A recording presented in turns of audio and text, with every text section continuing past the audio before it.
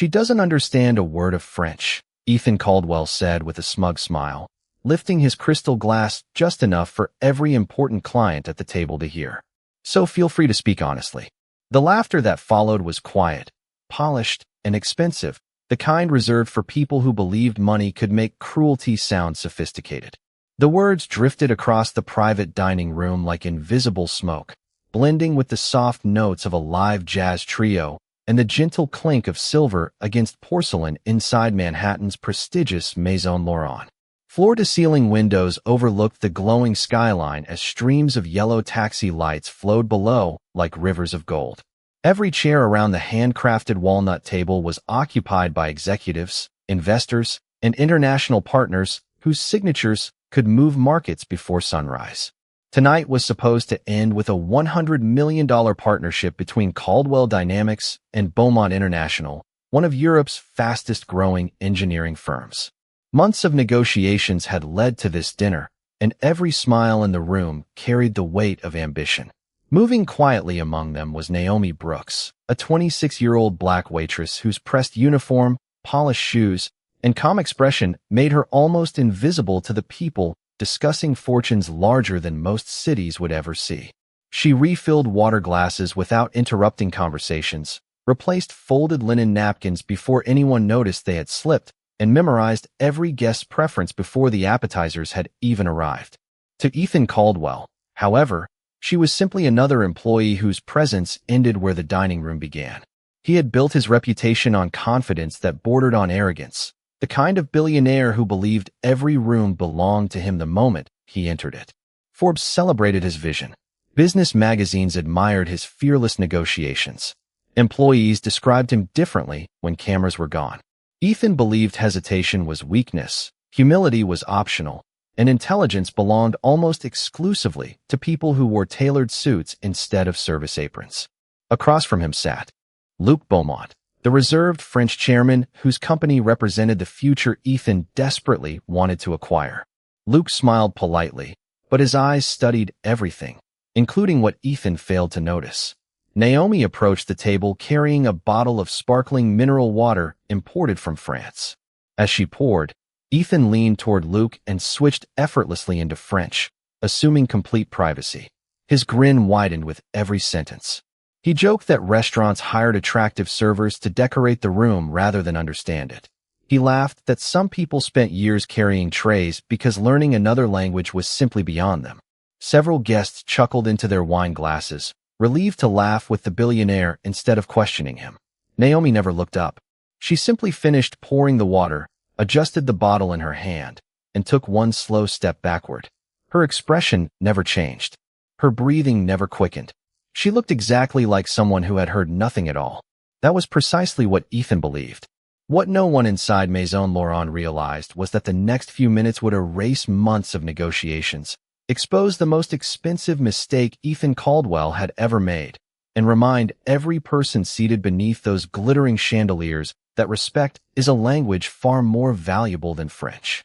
The dinner continued with practiced elegance, but beneath the polished conversations an invisible clock had already begun counting down.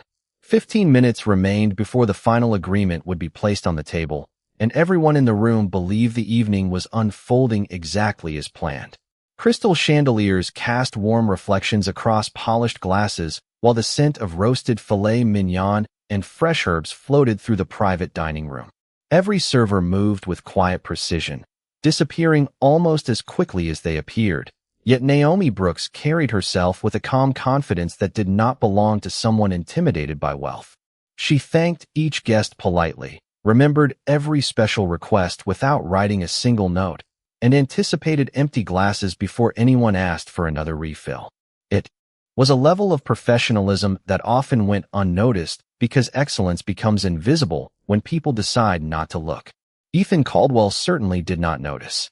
His attention remained fixed on the executives surrounding Luc Beaumont, carefully steering conversations toward projected profits, global expansion, and the impressive market value his company could supposedly unlock.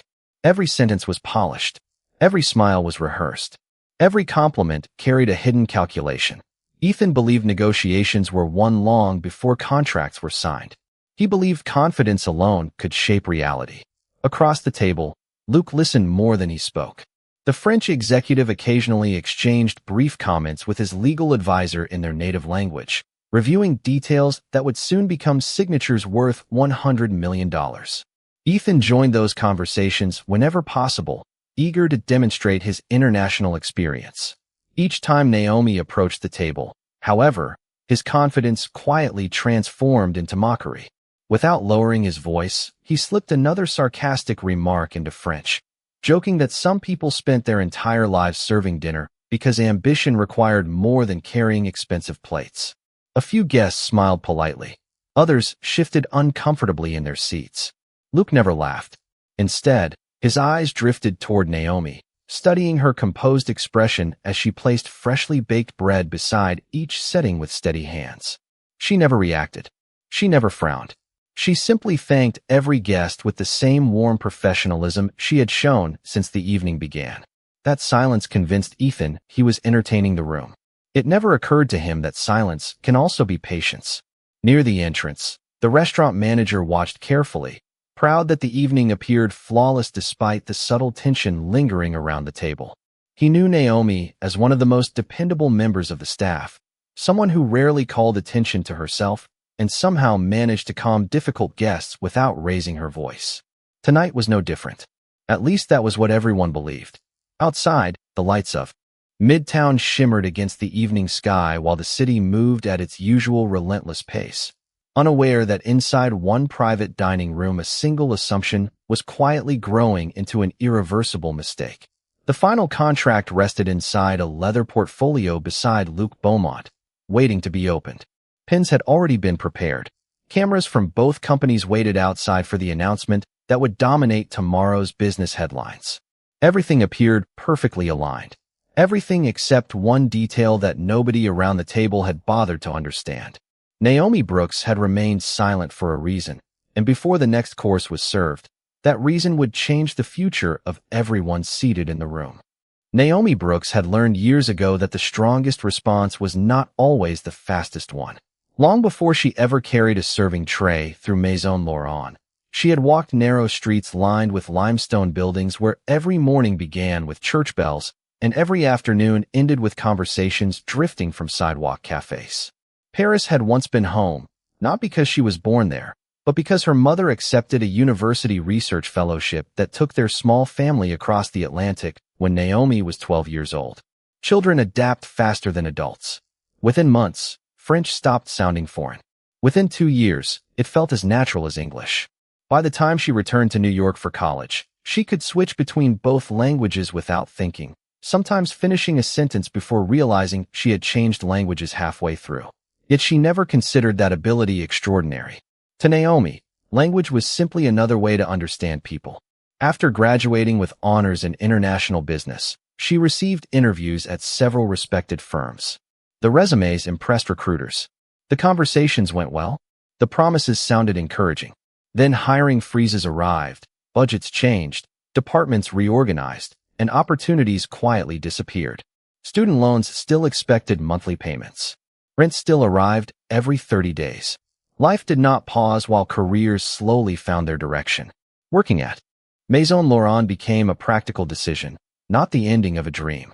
The restaurant attracted diplomats, investors, executives, and entrepreneurs from around the world. Every evening became an education that no business school could provide. Naomi listened more than she spoke. She observed negotiations, leadership styles, and the subtle differences between confidence and arrogance.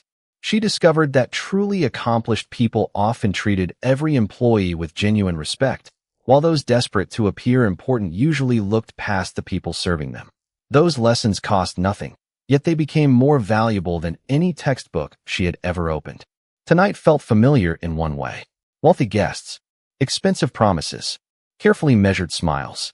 But something about Ethan Caldwell reminded her of people who confused attention with admiration. Every compliment he received seemed to make him louder. Every successful deal appeared to convince him that success itself guaranteed wisdom. Naomi recognized the pattern because she had watched it unfold dozens of times from behind polished dining room doors. Across the room, Luke Beaumont quietly accepted another document from his legal advisor while asking several thoughtful questions in French. Ethan answered quickly, eager to prove he belonged in every conversation. Naomi noticed something else. Luke was not impressed by rehearsed confidence. He listened carefully to details, corrected small numbers, and reread specific clauses before nodding. That habit explained why his company had earned such an extraordinary reputation across Europe. Precision mattered to him more than performance. Naomi admired that. As she collected empty appetizer plates, another sentence floated across the table in flawless French. Ethan joked that the evening would move faster if the staff understood enough to stop interrupting important conversations. More restrained laughter followed, softer than before.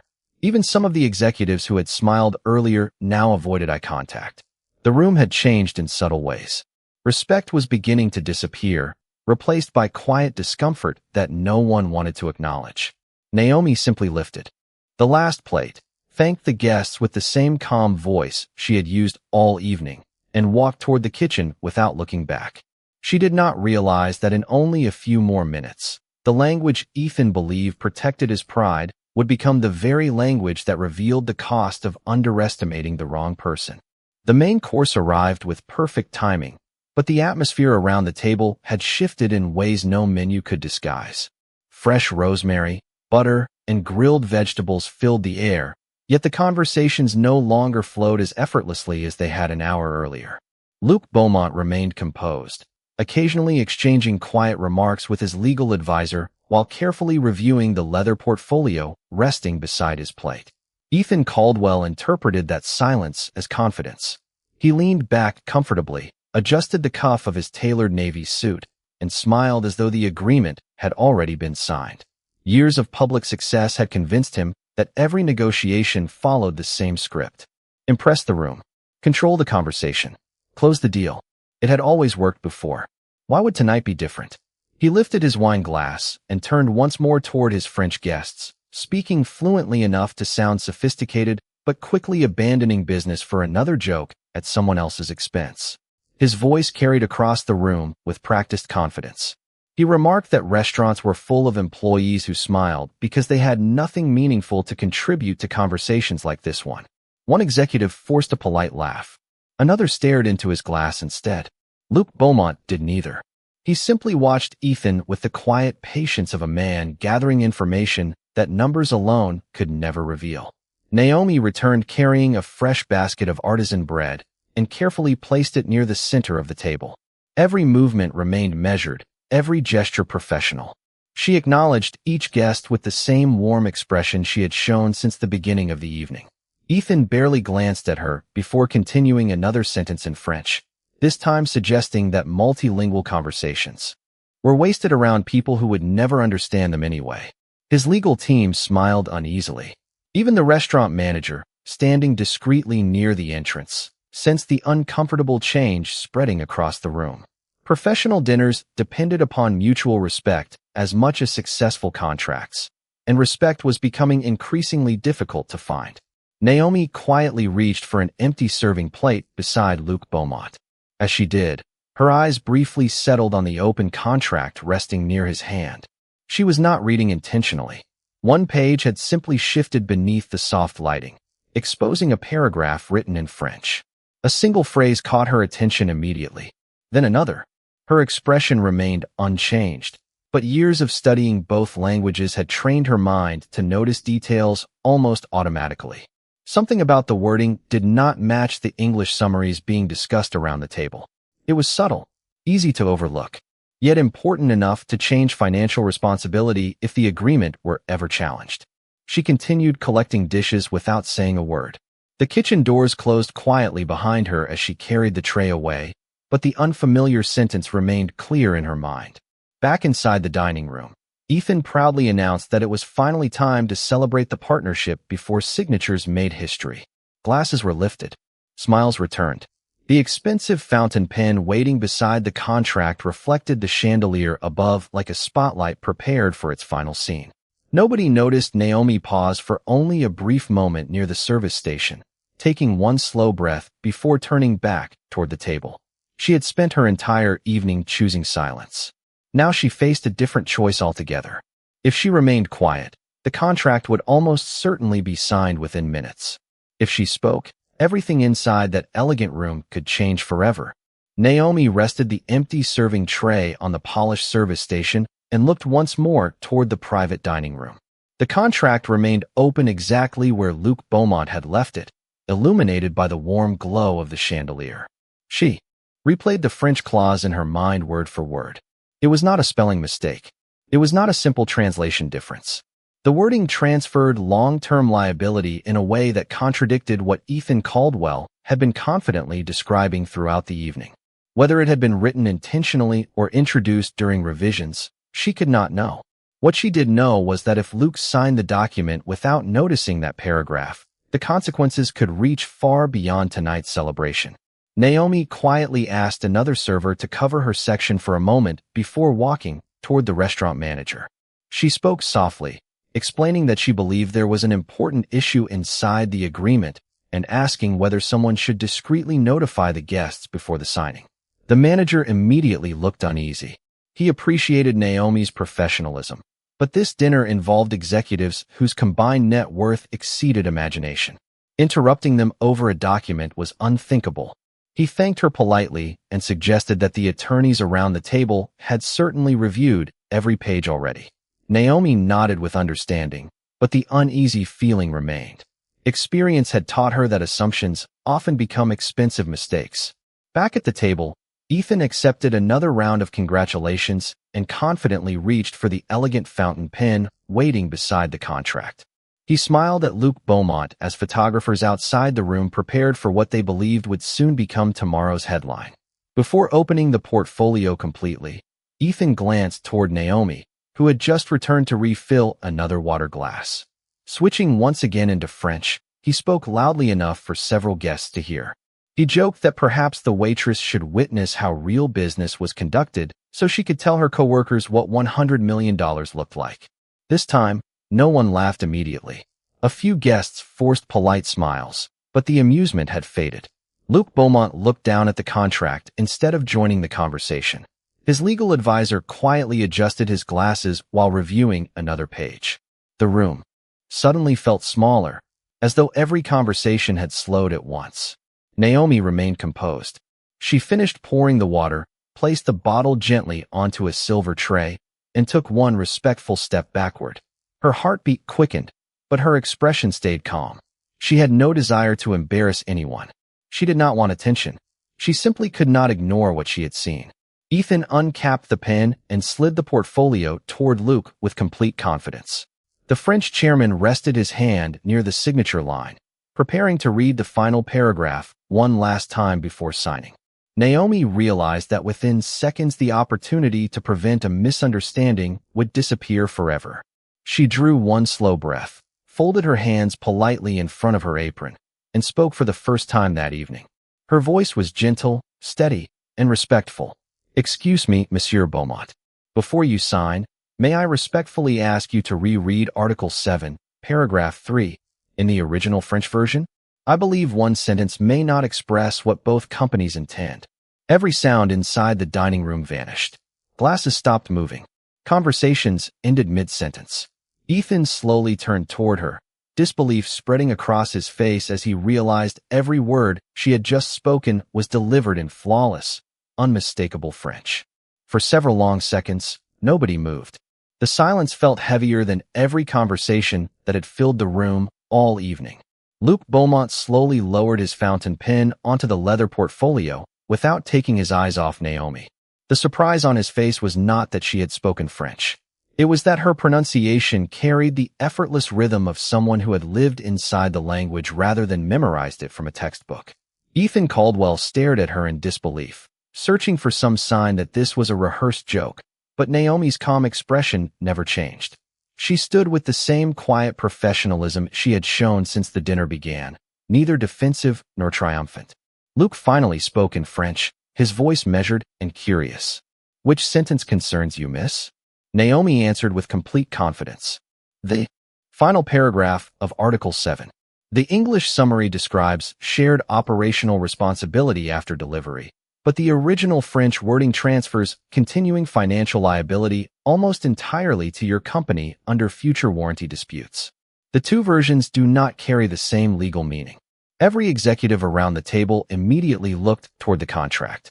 Luke opened the portfolio again and began reading the paragraph aloud, this time much more slowly. His legal advisor leaned closer, following every line with a fingertip while another attorney compared the French document with the English translation resting beside it. Ethan forced a short laugh that sounded far less convincing than his earlier confidence. He insisted there had to be some misunderstanding and suggested that the attorneys had already verified everything. No one answered him immediately. Instead, the room filled with the soft rustling of paper as the lawyers quietly exchanged documents and whispered to one another in French. Naomi remained exactly where she was, hands folded respectfully, waiting only because she had been asked to clarify her observation. She carefully explained that one particular expression, while technically accurate in everyday conversation, carried a much broader legal implication in commercial contracts under French business practice. She did not accuse anyone of wrongdoing.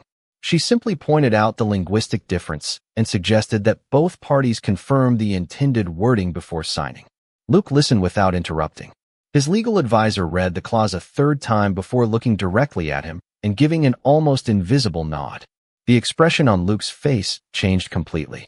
He closed the portfolio with deliberate care and turned toward Ethan.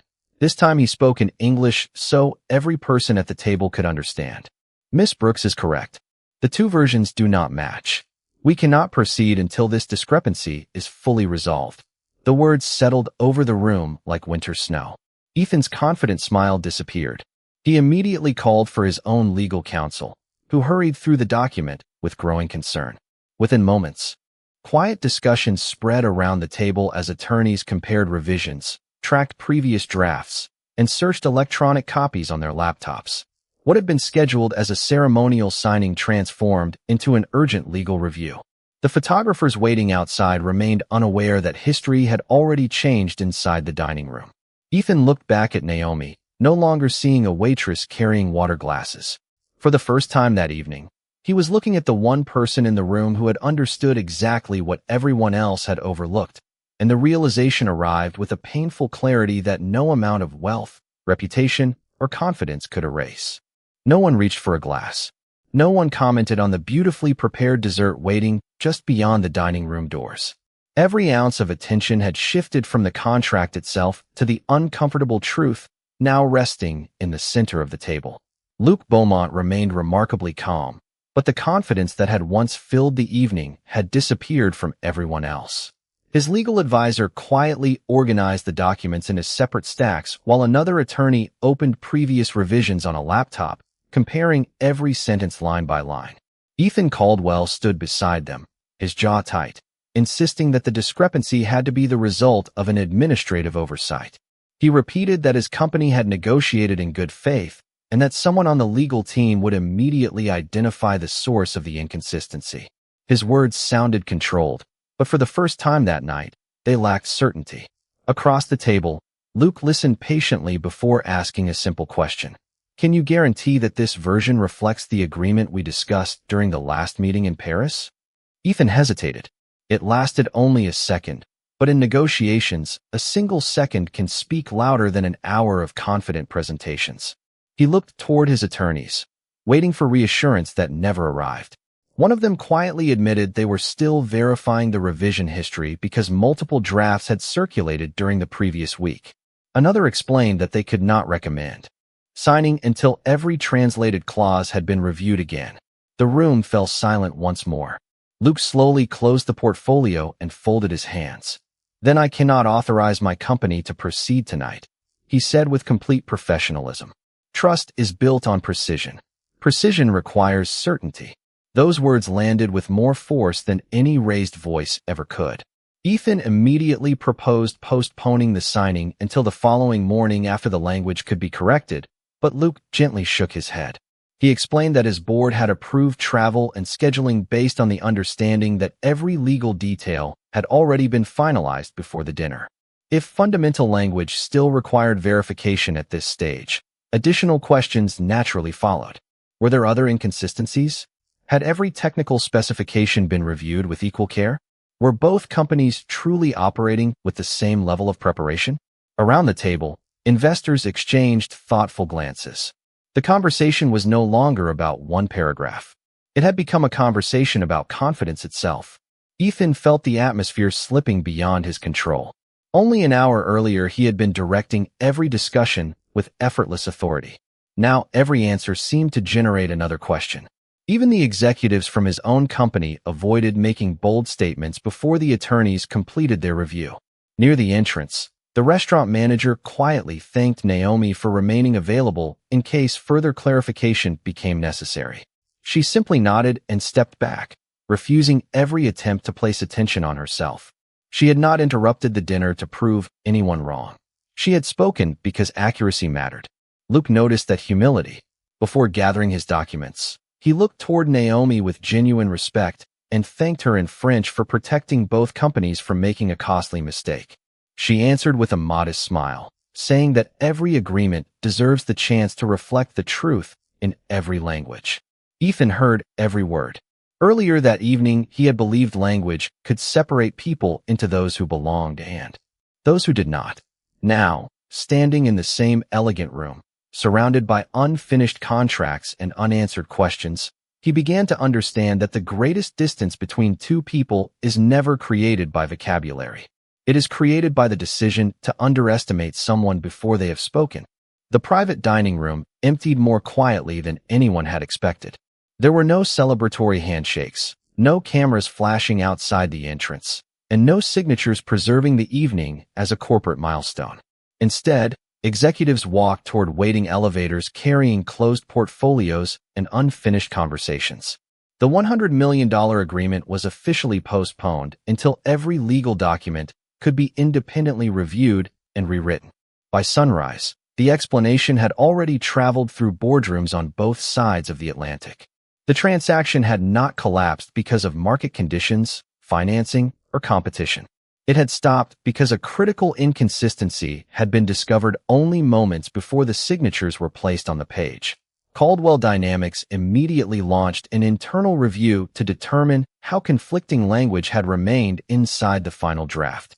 Attorneys compared revisions, compliance officers traced electronic edits, and senior executives spent the next several days answering difficult questions from directors and investors. Every meeting seemed to begin with the same uncomfortable sentence. How had no one noticed? Ethan Caldwell had always believed that confidence inspired trust.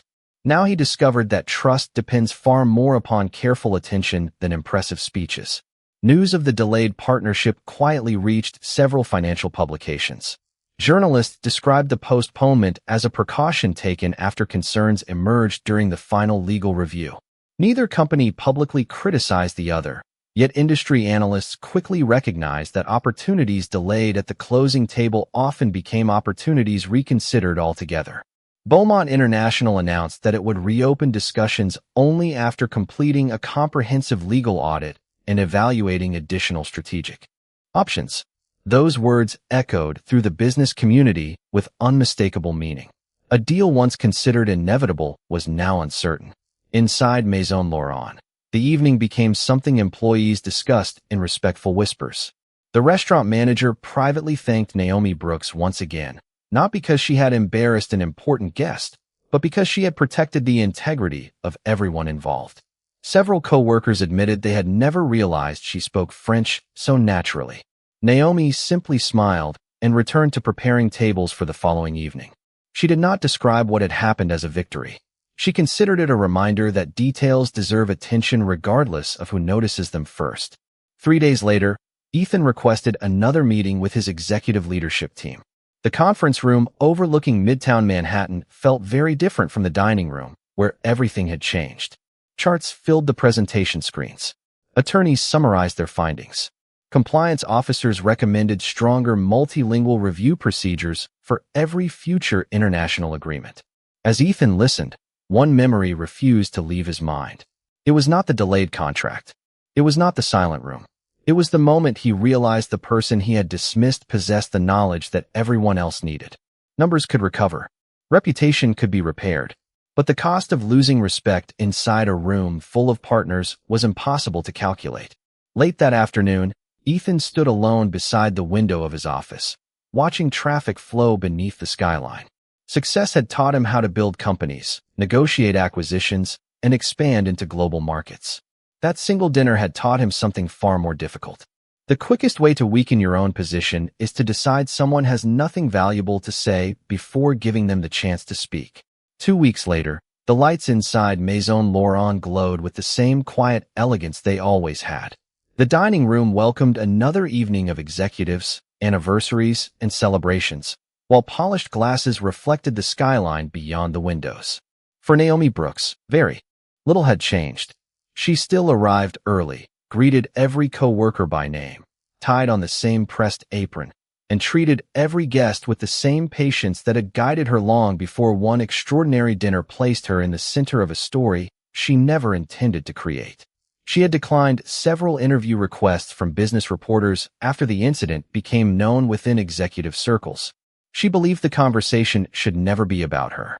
It should always be about getting the details right and treating people with dignity, no matter what role they happened to hold. One quiet afternoon, a familiar reservation appeared on the restaurant schedule. Ethan Caldwell had requested a private table for two. There were no investors, no attorneys, and no photographers waiting outside. When he arrived, he looked different. His tailored suit remained impeccable, but the certainty that once announced itself before he even spoke had been replaced by something quieter. He asked the manager if Naomi would be willing to speak with him for just a few minutes after her shift ended. The manager approached carefully, making it clear that the decision belonged entirely to her. Naomi agreed. Later that evening, after the final guests had departed, Ethan stood as she approached the table. Before saying anything else, he offered a sincere apology. He admitted that he had mistaken someone's position for their potential and had allowed pride to speak louder than respect. He thanked her for preventing a decision that could have harmed both companies and confessed that the most valuable lesson of his career had not come from a boardroom or a business school. It had come from someone he had failed to see. Naomi listened quietly before answering with the same calm voice that had filled the dining room on the night everything changed. She told him that everyone makes mistakes, but character is revealed by what people choose to learn from them. She explained that respect should never depend upon a job title because knowledge, integrity, and kindness rarely introduce themselves before they appear. Ethan nodded slowly. There was nothing left to defend. Before leaving, he handed the manager a sealed envelope addressed to the restaurant staff. Inside was a contribution establishing an annual scholarship for hospitality employees pursuing degrees in international business, languages, or law. The program carried no company logo and no publicity campaign. It honored the simple belief that talent can be found anywhere if someone is willing to recognize it. Months later, the revised agreement between Caldwell Dynamics and Beaumont International was completed with every translated clause independently verified. The partnership eventually moved forward, but those who attended the signing remembered something far more important than the signatures themselves. They remembered the lesson that had made those signatures possible. Wealth can reserve the finest table in the room. Power can command attention. Success can earn applause. But none of them can replace humility. Because the greatest opportunities are often protected by the people the world is most tempted to overlook. And sometimes the strongest voice is the one that waited patiently until the right moment to speak.